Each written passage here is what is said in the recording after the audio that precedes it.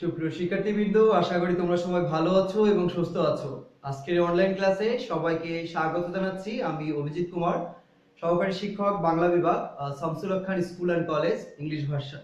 আজকে তোমাদের সাথে প্রথম শ্রেণীর ক্লাস নিয়ে হাজির হয়েছি। প্রথম শ্রেণীর ক্লাসের বাংলা বিষয় নিয়ে ক্লাসটা অনুষ্ঠিত হবে এবং আজকে তোমাদের পঠিত বিষয় হবে যুক্ত বর্ণ, ব্যাকরণ। ব্যাকরণের মধ্যে থাকবে ধ্বনি, শব্দ, বাক্য এবং একটি রচনা থাকবে শাপলা। ঠিক আছে, ইতিমধ্যেই তোমরা এই বিষয়গুলো হয়তোবা পড়েছো, শব্দ, ধ্বনি এগুলো পড়েছো। তবু থার্ড সেমিস্টারের সিলেবাস অর্থাৎ অ্যানুয়াল এক্সামের সিলেবাসে তোমাদের এই বিষয়গুলো আবার ইনক্লুড করা হয়েছে। তাহলে চলো আমরা ক্লাসটা শুরু করি। প্রথমে এই যে বিষয়টা নিয়ে বলেছি সেটা হলো যুক্ত বর্ণ। আমার সাথে সাথে তোমরা খাতাটাও ওপেন করবে এবং আমি যেটা লিখবো তোমরা সেটাও লিখবে। ঠিক আছে, আচ্ছা যাও, যুক্ত বর্ণ। প্রথমে যুক্ত বর্ণ দিয়ে শুরু করি। যুক্ত বর্ণ, যুক্ত বর্ণ। এরপরে বিভাজন। আমি যেভাবে লিখছি এভাবে লিখবে, তাহলে ভবিষ্যতের ক্লাসে তোমরা এভাবে শিখতে পারবে। এবং আমাদের একটি করে শব্দ লিখতে হয়, তাই তো? একটি করে শব্দ লিখতে হয়। এটা আমাদের কয় নম্বরে থাকে? এটা 9 নম্বর দাগে থাকে, অর্থাৎ 9 নম্বর কোশ্চেনের 9 নম্বরে এটা থাকবে। আচ্ছা, এখন দেখো প্রথমে কি লিখছি, দেখো যুক্ত বর্ণের প্রথমটা লিখছি দ এর সাথে ম আছে, তাই তো? এটা দ এর সাথে ম আছে, অর্থাৎ দ ম। তাহলে আমরা এখানে ভাগ করে লিখব দ প্লাস ম এবং একটি করে শব্দ লিখব পদ্ম। প দ এর সাথে ম, পদ্ম, অর্থাৎ লোটাস। এরপরে আমরা দেখো কি লিখছি, দেখো এরপরে অনেক অনেক সময় অনেকে মনে করে থাকো এটা হলো কয়ত, কিন্তু এটা অনেক সময় ও লিখে থাকো, এটা হলো মূলত কয়ের সাথে ত, কয়ের সাথে ত। অনেকগুলো শব্দ হয়, তোমাদের সবচেয়ে সহজ শব্দ দিলাম মুক্ত, যেটা হলো স্বাধীন, মুক্ত। এরপরে দেখো পয় র ফলা, প দিয়ে এরপরে আমরা দিব র ফলা। আমরা একটু লিখে দিব র ফলাটা। অনেক সময় তোমরা এই র ফলাটা সুন্দর করে দাও না, বোঝা যায় না, এই কারণে আমরা ব্র্যাকেটের মধ্যে লিখে দিব র ফলা। তাহলে তোমরা সুন্দর করে লিখবে র ফলাটা, তাহলে টিচার অথবা ম্যাডামরা বুঝতে পারবে যে তুমি এটা কি লিখেছো। তাহলে র ফলা দিয়ে এটা আমরা কি লিখবো? প্রাণ। সবচেয়ে সোজা একটা ওয়ার্ড, প্রাণ, প্রাণ। এরপরে দেখো কি লিখছি, ক এর নিচে ল, ক প্লাস ল, অর্থাৎ ক্লাস। আমরা ক্লাস লিখতে পারি সোজা, কয়লাকার দন্তস্ব ক্লাস। এরপর আমরা কি লিখতে পারি? দন্তান্ন ধ, হ্যাঁ দন্তান্নর সাথে কি ধ, খুবই সোজা তাই না? ধ। এরপরে বন্ধ বা বন্ধু, যদি আমরা রস্যকার দিয়ে দিই তাহলে ওটা বন্ধু হয়ে যাবে। আচ্ছা, এরপর লিখবো দন্তস্বর সাথে ব, দন্তস্ব প্লাস ব, এটা কি হবে? স্বাধীন, স্বাধীন, স্বাধীন। আচ্ছা, এরপরে দেখো আরেকটা লিখছি, লাস্ট নাম্বার দন্তস্ব ত, দন্তস্বের সাথে কি বললাম? ত বলেছি, ত, অর্থাৎ এটা হলো পুস্তক, মানে বই, যেটা বই পুস্তক আমরা বলি। দন্তস্বয় তয় ক, পুস্তক। হ্যাঁ, এই বিষয়টা তোমাদের বইয়ের মধ্যে থাকবে, অর্থাৎ কোশ্চেনের মধ্যে তোমরা এই বিষয়টা পাবে। আর এটা বিভাজন করে লিখতে হবে, 1 2 3 4 5 6 7টা, মাত্র 7টা, 4 আর 3 7টা। হ্যাঁ, অর্থাৎ এই বিষয়গুলো তোমাদের বইয়ের কোশ্চেনের মধ্যে থাকবে। তোমরা এই বিভাজন করে এটা করে লিখবে। লিখলে 5 2 10, অর্থাৎ 10 নাম্বার। যদি 5 নাম্বার থাকে তাহলে 5 নাম্বার, এবার তোমাদের 10 নাম্বার ছিল 10 নাম্বার, অর্থাৎ এখানে হাফ 1 আর এখানে 1 2, এইভাবে তোমরা বিভাজন করলে নাম্বারগুলো ক্যারি করতে পারবে।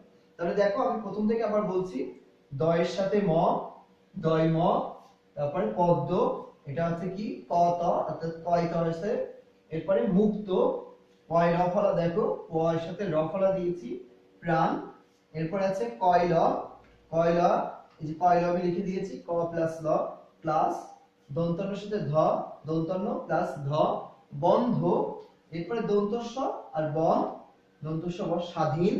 এরপরে লিখেছি দন্তস্বের সাথে ত, পুস্তক। ঠিক আছে, আশা করি তোমরা এতটুকু তুলে ফেলেছো। আমি মুছে দিই, হ্যাঁ একটু দেখো তুলে নাও, তাহলে আশা করি তোমরা সবাই তুলে ফেলেছো। আমি মুছে দিই। তাহলে আমাদের একটি বিষয় হয়ে গেল, সেটা হলো যুক্ত বর্ণের বিষয়টা আমরা কমপ্লিট করে ফেললাম, অর্থাৎ এই যুক্ত বর্ণ আমাদের শেষ। এখন আসো ব্যাকরণ। ব্যাকরণে তোমরা ইতিমধ্যে এতগুলো পড়ে ফেলেছো অলরেডি, হ্যাঁ। দেখো ধ্বনি, প্রথমে আমরা ব্যাকরণে যাই। ব্যাকরণ, আশা করি আমার আগেই তোমাদের লেখা হয়ে যাবে, কারণ এটা তোমরা পড়েছো আগে, হ্যাঁ। ব্যাকরণ, ব্যাকরণের প্রথম অংশটা বলেছি ধ্বনি। ব্যাকরণ আমাদের কত দাগে পড়ে? ব্যাকরণ আমাদের 10 দাগে পড়ে, তাই এখানে আমি 10 নম্বরটা উল্লেখ করে দিলাম, তাহলে তোমাদের মনে থাকবে। ধ্বনি, ধ্বনিতে, ধ্বনি তোমরা জানো আমরা ধ্বনি বলতে কি বোঝায়। আমরা যখন কথা বলি, এই যে কথা বলছি আমি, হ্যাঁ, আমরা যখন কথা বলার সময় একটা আওয়াজ হয়, এই যে আওয়াজ হচ্ছে দুমদাম দুমদাম আওয়াজ হচ্ছে, অর্থাৎ আমি কথা বলছি একটা আওয়াজ হচ্ছে না, শুনতে পাচ্ছ না তোমরা? পাচ্ছ। অর্থাৎ এই আওয়াজকেই ধ্বনি বলে, বা আওয়াজ করে থাকি সেই ধ্বনি, সেই আওয়াজটাকে হলো ধ্বনি। অর্থাৎ এই আওয়াজটা কেমন হতে হবে?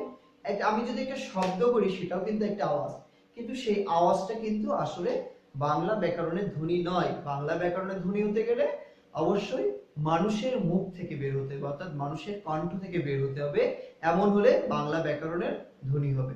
তোমরা যেহেতু ছোট, এই জন্য তোমাদের খুব শর্ট করে লেখা হয়েছে, ঠিক আছে। তা আসো আমরা লিখি ধ্বনি। তোমরা আগেও লিখেছো, হাফ ইয়ারলি পরীক্ষায় তোমাদের এটা ছিল। দেখো আমি লিখছি আবার, আমরা কথা বলার সময়, আমরা কথা বলার সময়, কথা বলার সময়, কথা বলার সময় যে আওয়াজ করে থাকি, যে আওয়াজ, অর্থাৎ যে আওয়াজ, যে আওয়াজ বলতে যে মুখ থেকে যে আওয়াজ করে থাকি, যে আওয়াজ, আওয়াজ করে থাকি, সে আওয়াজই, অর্থাৎ যে আওয়াজ করি সেই আওয়াজই, সেই আওয়াজই ধ্বনি, সেই আওয়াজই, সেই আওয়াজই ধ্বনি। অর্থাৎ এই যে আমরা বলি এখানে ই দেওয়ার অর্থ হলো যে সেই আওয়াজই, অর্থাৎ যে আওয়াজটা করছি এই আওয়াজটা হলো ধ্বনি। এরপরে আসো শব্দ, বলেছি শব্দ, শব্দ, শব্দটা কি বলতো? আমরা দুইটা ধ্বনি, অর্থাৎ এই যে ধ্বনিগুলো উচ্চারণ করছি এই দুইটা যখন এক জায়গায় হয়ে যাবে তখন একটা শব্দ তৈরি হয়ে যাবে। তাহলে লেখো, দেখো দুই বা দুইয়ের অধিক, দুই বা দুইয়ের অধিক, দুইয়ের অধিক, দুইয়ের অধিক কি মিলে? দুইয়ের অধিক ধ্বনি মিলিত হয়ে, দুইয়ের অধিক ধ্বনি মিলিত হয়ে, মিলিত হয়ে যদি কোনো অর্থ প্রকাশ করে, যদি কোনো, যদি কোনো অর্থ প্রকাশ করে, প্রকাশ, প্রকাশ করে, তখন তাকে কি বলে? করে, তখন তাকে, তখন তাকে কি বলে? শব্দ বলে, শব্দ বলে। আমি লিখছি এবং বলছি যাতে করে তোমরা আমার সাথে সাথে লেখাটা শেষ করতে পারো। কি বলেছি? দুই বা দুইয়ের অধিক ধ্বনি মিলিত হয়ে যদি কোনো অর্থ প্রকাশ করে তখন তাকে শব্দ বলে। এরপরে দেখো বাক্য, লাস্ট নাম্বার হলো বাক্য। বাক্যটা কি? এই যখন এই শব্দগুলো এক জায়গায় হয়ে যাবে, একটার পরে একটা হয়ে যাবে, তখন একটা বাক্য হয়ে যাবে। দেখো এই একটা একটা করে শব্দ বসছে, দুই, দুইয়ের অধিক, অধিক, এরকম এক একটা শব্দ যখন পাশাপাশি বসছে তখন কি হয়ে যাচ্ছে? তখন একটা বাক্য হবে। খুব ইজি, দেখো কয়েকটি শব্দ লেখো, কয়েকটি শব্দ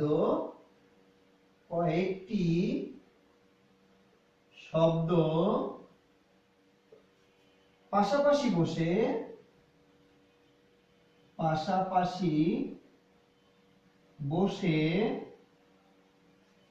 যদি পাশাপাশি বসে মনের ভাব, যদি লেখার দরকার নেই, মনের ভাব, কয়েকটি শব্দ পাশাপাশি বসে মনের ভাব প্রকাশ করলে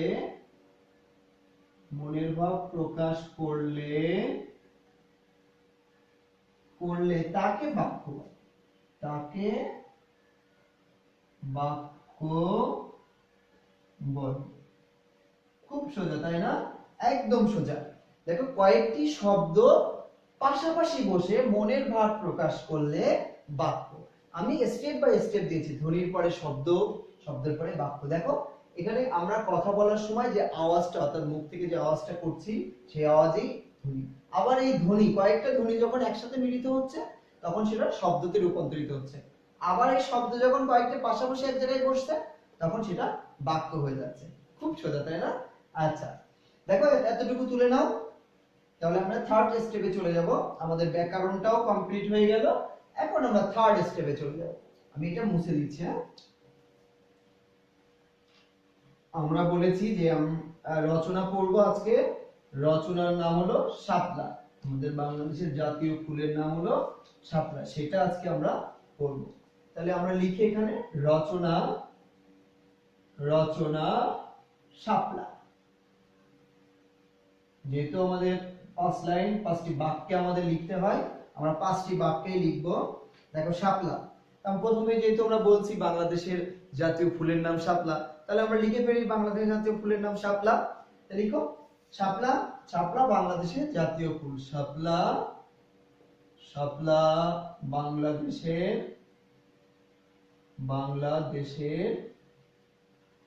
জাতীয় ফুল।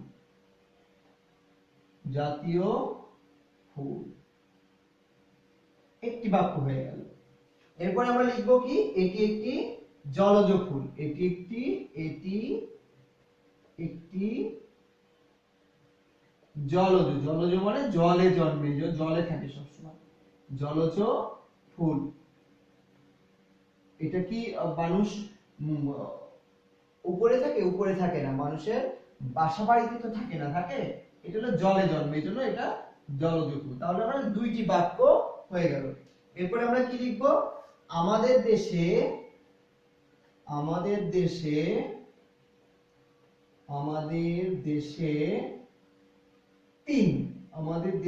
3 রকমের শাপলা জন্মে, অর্থাৎ 3 রঙের শাপলা,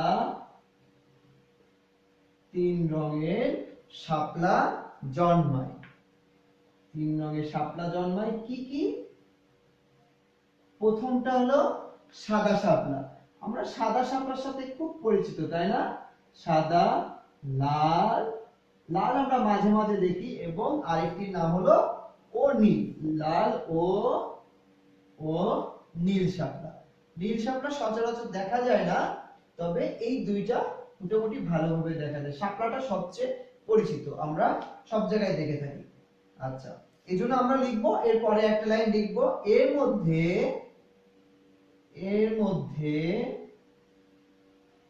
মধ্যে কি সাদা শাপলাই বেশি দেখা যায়। তাহলে আরেকটি লাইন হয়ে গেল, সাদা শাপলাই